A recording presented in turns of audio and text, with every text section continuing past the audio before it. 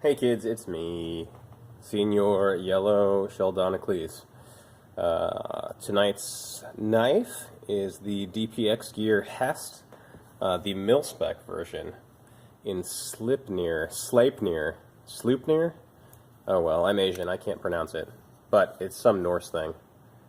Sleipnir, Slorpnoth, I don't know. I really like these. It looks beefcake and crazy as hell, but honestly, it's a pretty small pocketable knife. And they are brutally durable. I had a large gentleman that I traded this knife to, and he sweat into it, and broke the pocket clip, and did all this stuff, and bringing it back to perfect was really quite easy. So, you know who makes good hubs? These guys. You know it's a silly-ass concept? These guys. On the docket tonight is an Isolator hub. I feel so isolated. So, back in the heyday of suspension technology, they were trying to figure out all different kinds of wing-wongs to make the bouncy bounce. You probably have seen Allsop flexible carbon fiber with a shearing elastomer layer. God, what was that company called? So I'll think of it in a second. I've had several of them. Flex Ride? No. Oh my God. Soft Ride. That's what it was. Soft Ride. That was one where you're just bouncing on a carbon beam. It's really disconcerting. It actually feels a lot like the frame is broken and you're about to die. You had the Gervin Flex Stem and all manner of suspension seat posts. This is really turning into the failed suspension channel, isn't it? Well, there's so many bad designs that have failed. And a couple of companies actually tried to put the bounciness in the hub. Now, generally how this worked is you would have bearings nested inside of an elastomeric bumper, and that was pressed inside of the hub shell. I've seen 2 or 3 different companies that did it like this. However, this is the only one that I've seen turn into a Nickelodeon slime project. So the story with this particular one is that it came in on a really, really rad 24-inch wheel mountain bike. So classic mountain bike, something old as hell, and all of the parts were trick. You know what I mean?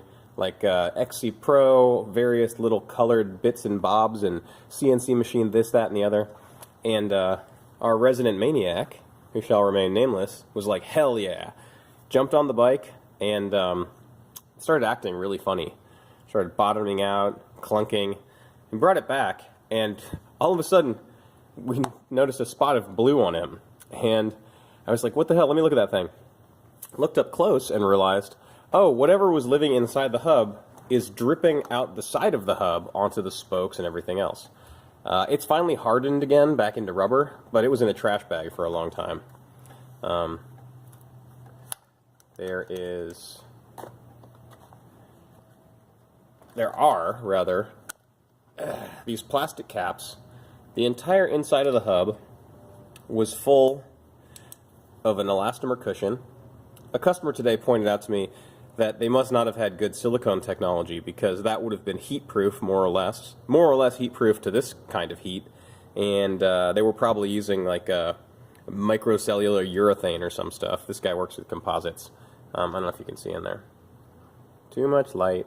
There you go. So what had happened with our resident guy, as near as I can tell, is that the bearings were seized, and rather than the axle spinning freely inside of the elastomer compound that was inside the hub shell, everything was seized, and his momentum was carrying him forward in such a way where he didn't notice, because it was still rolling, and the friction between the axle or the hub shell, whatever was spinning inside there, just turned the elastomer to liquid.